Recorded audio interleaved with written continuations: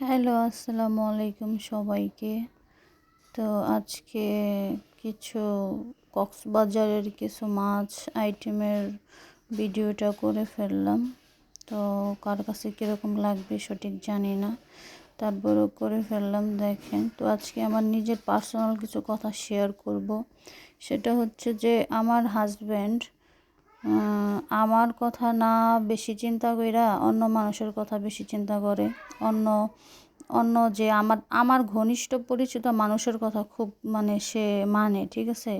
সে আমাকে বাদ দিতে পারে, কিন্তু তাদের কখনো বাদ দিতে পারবে না, এমন একটা পরিস্থিতি। সবাই মনে করেন খুব ভালো আছি, হাসি খুশি, এটা সেটা।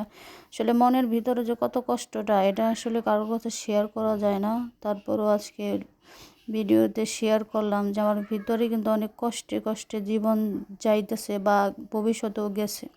তো আমার চোখের দিকে সবসময় তাকায় খেয়াল করবেন, তোমার চোখটা সবসময় ফোলা ফোলা থাকে, ঠিক আছে। তো আসলে আমি জানি না আমার লাইফটা কি হবে, কি কিসের জন্য হবে। ভালো কিছু আমি নিজে থেকে ছেড়ে দিছি যেন সবাই একটু ভালো থাকতে পারে। তারপরও আইসা যদি আমারও যদি এখন সব ছেড়ে দেওয়ার পরও যদি এমন অবস্থা হয়, আমি সঠিক জানি না আল্লাহ পাক আমার কপালে কি রাখছে।